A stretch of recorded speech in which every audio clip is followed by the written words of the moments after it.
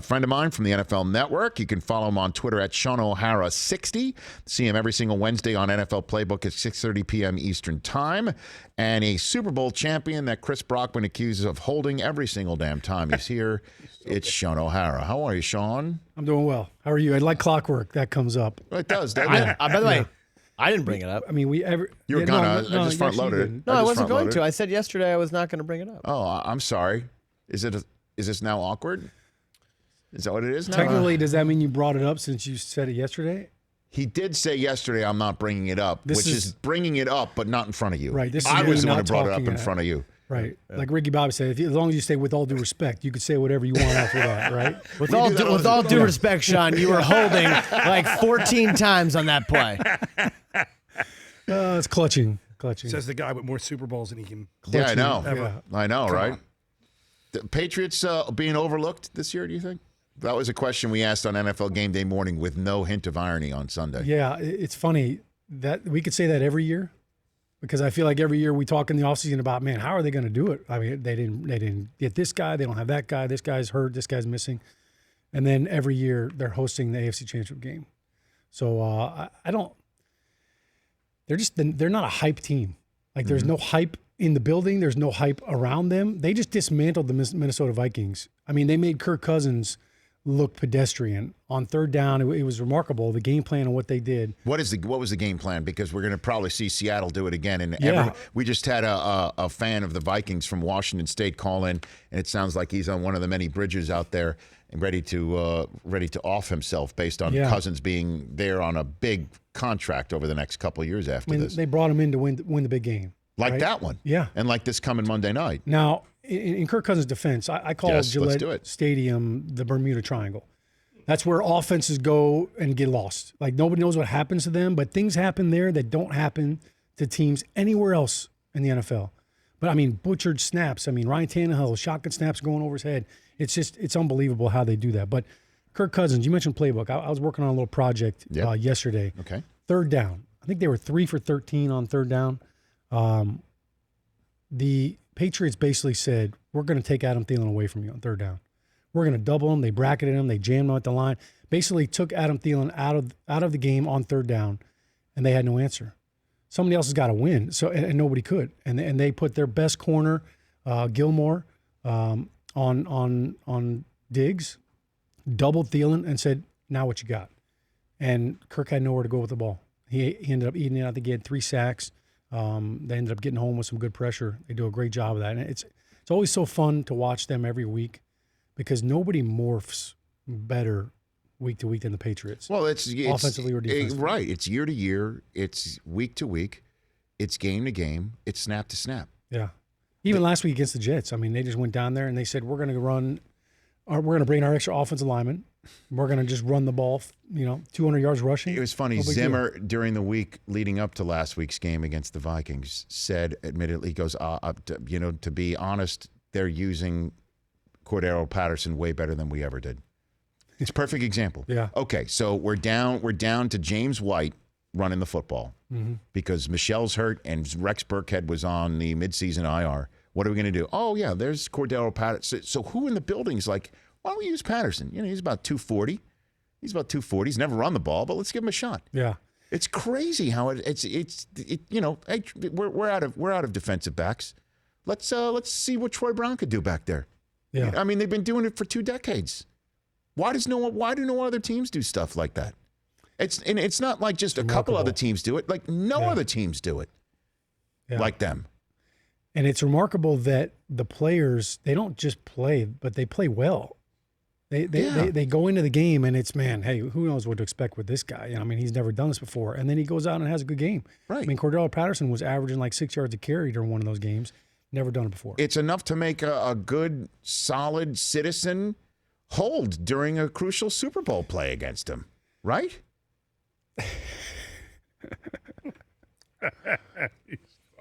Is it awkward or not?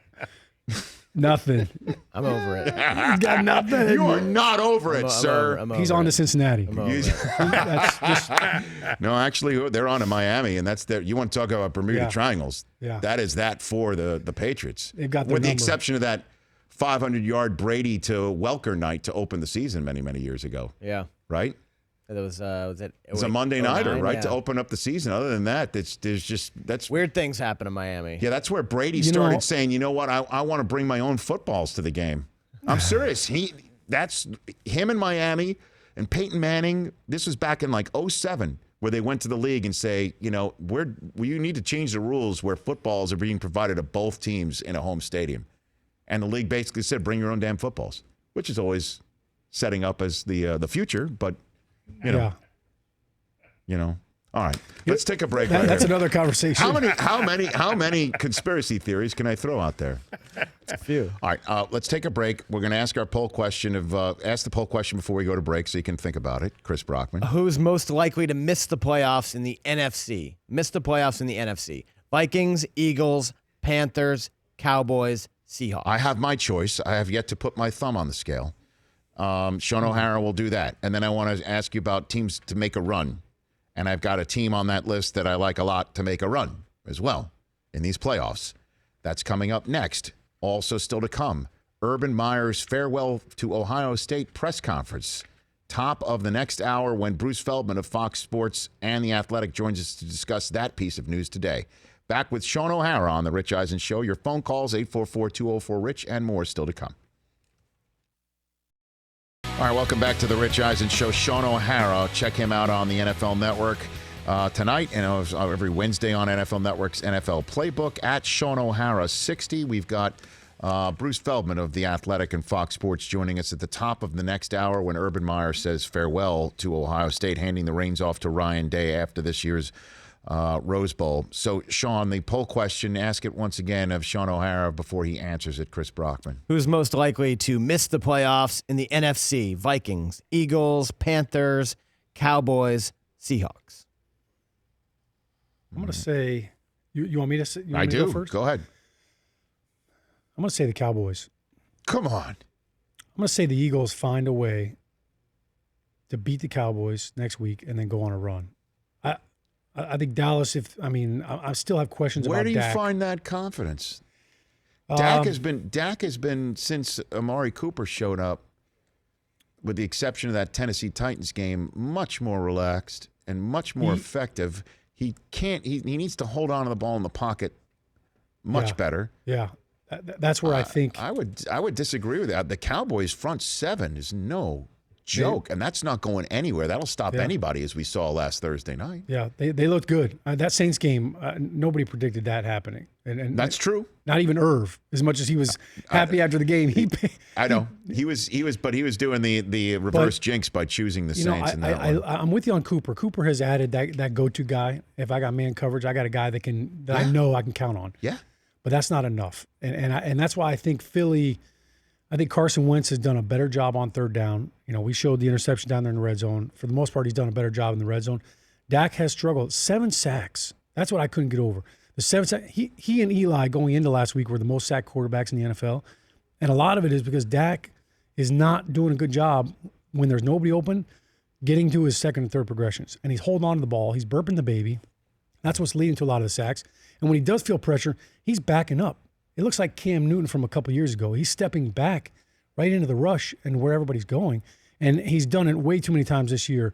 That's what really concerns me. Their defense looked phenomenal. Yeah, I know. And to hold the Saints to 10 points, that's unbelievable. Yeah, but that's portable, and so is Zeke. That's why I feel, I can't believe I'm saying this, but I would take the Cowboys not only to perform better than the Eagles down the stretch, I think that they may even win a playoff game, because I think they're probably going to wind up with a better record than the Bears and finish third and avoid the team that I think out of this entire group, and I'm throwing the Bears in that mix. If I threw the Bears in this mix, the team that's most likely to go on a run in the NFC playoffs out of this whole group, I think, is Seattle. I love the way they're playing. Yeah. I love the way that they're running it. I love the way that Russell Wilson is performing. He's not running for his life. All the touchdowns are not because of his running for his life, making plays. I have to give the credit to Brian Schottenheimer, who I thought was all right, I'll go out and say an uninspired choice for offensive coordinator. He has been terrific. And the defense with Earl Thomas now no longer there, I thought they would fall apart. They look like They're rolling. They look like they're not just the winning. Seattle Seahawks team that we come to know. Yeah, they're not just winning games They by are. the skin of their teeth. They're Lockett rolling is a up threat. people. Baldwin is a number one.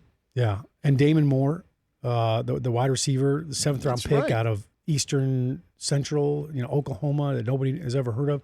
He's kind of become a little bit of a go-to guy for. So would for you Russell. agree with me that that's the team out of this mix that can go on a run in the playoffs? I think Seattle is a very dangerous team. You mentioned being portable. That defense, even without Earl Thomas, Bobby Wagner is all over the field. He's like Superman out there. He is. They're getting home with the pass rush, and I think the fact that now their offensive line is being more aggressive. They're back to that ratio when they had Marshawn Lynch. They are. They're running the ball 53% of the time. It's and just four guys are playing the role of Marshawn Lynch now. Right, it seems. it's by committee, yeah. But that I'm with you on Seattle, and I tell you, they're a physical team. They're a well-coached team. The fact they went on the road against, was it Carolina just a couple weeks ago on a 1:00 game, which is not easy to do. They rolled them. And that's the team I would choose in our poll question. Yeah, I'm with you. I think Carolina, I don't know what the heck's happened to them. Poor Greg Olson looks like he's done maybe for forever, which would be awful, but great for everybody in the NFL media business because he's built for what you're doing right now. Yeah. Cam threw 4 interceptions on the road in against Tampa. They've got 2 games against the Saints left. I think they're in trouble. What's the results as they currently stand there, Chris? Right now, Carolina leads the way, 62%. Yeah, I'm with them. Eagles, 19%. It was an ugly loss too. You mentioned the interception, but the offensive line has played well when they were having their good stretch, Carolina.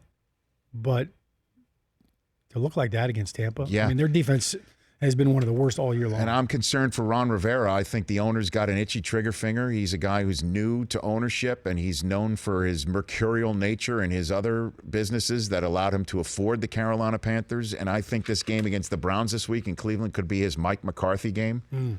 I'm serious. He's let go of a couple of his Rivera let go a couple of assistants, his D-line and defensive back coach. Yeah. With 4 games to go. Yeah. I'm genuinely concerned about them. Shaun O'Hara here on the Rich Eisen Show. Is this the end of Eli? No. In New York for the Giants? No, I don't think so. They will come back with Eli Manning next year? Yeah, I could see that happening. I know a lot of people. Shaun, wow. The narrative is. I've got the Giants right now picking 7th overall. The Giants are picking 7th overall right now. And if there's a quarterback right there, you don't think they go and hop on that? And they very well could. But I also could see the scenario where they take a quarterback and Eli still plays another year. I don't think Eli wants to play for another team. I think that goes without saying. Why would he? So I think for people that have said, hey, trade him or he wants to go somewhere else, I don't think so. I know he doesn't want to go somewhere else. No, but wearing that Giants, NY it means more to him than people even realize. But I think the Giants. Give me more voice to that. What do you mean? I think, playing quarterback in the NFL, and look, Eli is a purist. His brother is a purist. His whole family. They're all about that. The Mannings are pure. Yeah. Yes. But I think wholeheartedly to go to another team and put on a jersey after all those years and everything that he has done for the organization and put into, I think it would be hard for him to go do that. No, I understand that, and that's totally understandable. I'm talking about the other side of the equation, that the Giants at some point, every franchise struggles to go from one quarterback to the next. It's coming for the Patriots. Yeah. Even to go from a goat to a goat in Green Bay was ugly. Yeah. It's just very rare that one guy steps down and the other guy steps in. It's coming for the Giants. It's coming down the pike for the Giants. And the question is when do you do that? And if they finish 5-11, which is entirely possible, they'd have to lose 3 out of their last 4. And the Giants' last 4, they're at Mark Sanchez. Mm-hmm. Can't believe I just said that. Home for Tennessee, at Andrew Luck, and Indianapolis, home for Dallas. Yeah. You don't think the Giants would think twice, or they really would just stay the course? I think they're probably looking for the next quarterback. Yes. Obviously, they're looking down the road with that. But I think that, to me, I almost couldn't evaluate Eli in the first half of the season because the offensive line, the protection. It was so. Everything was so dysfunctional. The last few weeks, I think you've really gotten a better understanding of the fact that Eli could still play. Has he still missed throws? Yeah. There's still times where, man, it looks like, oh, man, that offense is just out of sync. Absolutely. There's a number of reasons for it. But I still look at Eli, and I still see a guy that with the game on the line, he could still make that throw. He made a great throw to Sterling Shepard in this past game against the Bears. It should have been a touchdown. Wasn't caught. He had, obviously, the 2-minute drive against the 49ers. Right. They came back and won. That's what you want out of your quarterback. I don't know that a rookie quarterback coming in has that moxie, has that confidence that everybody can latch onto. Eli has that. There's value in that. And I think if you're an organization and you have a guy like Eli, any quarterback with that moxie, with that ability, you don't just cast him aside if you don't have to. All right, Shaun, 4 weeks to go here. Who wins it? Give me the Super Bowl prediction and championship. 4 weeks to go. Who'd you have prior to the season, and would you change it right now? In the NFC, I probably gave a couple of answers. You get asked that so many times. I had the Rams, and I liked Atlanta coming into the season. What the Saints were kind of not to like about Atlanta coming into the season? I mean, I can't believe what's gone on there. I mean, the injuries obviously are huge, but I think the Saints are still the best complete team. I think the Rams are offensively one of the most gifted teams. Defensively, they've got some guys that can get after the quarterback, but I think the Saints are much more physical and they're much more balanced defensively. So I still think the Saints have a shot at getting there. AFC, I'm still waiting to see the Chiefs, how they finish. I'm a little concerned. Obviously, the running back by committee now, that could change. Their offensive line has actually played pretty well, but the Chiefs' defense has me questioning them. Right. So I still think that you got to go through Foxborough if you want to get to the Super Bowl. Well, they might not have to. So that's my question to you in the last minute I have with you is, do the Saints have to be home in order to beat the Rams? And do the Patriots have to be home in order to beat the Chiefs? I don't think the Saints have to be. I think that the fact that they have good balance now with Ingram and with Kamara, and the fact that they have been so physical up front with their offensive line, they can travel much better than they have in the past. The Chiefs, I tell you, I want to jump on board with them. I still just don't know if in the big game, in that big moment, what is that team going to do?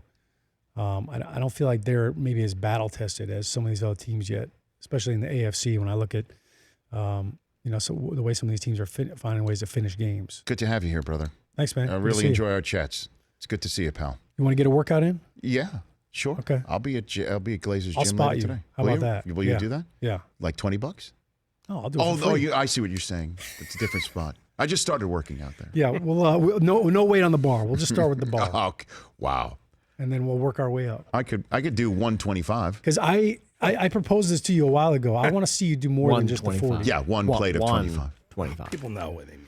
Good to see you, pal. Great job, Mike. At Shaun O'Hara 60 on Twitter. The Rich Eisen Show, weekdays at noon Eastern on Audience.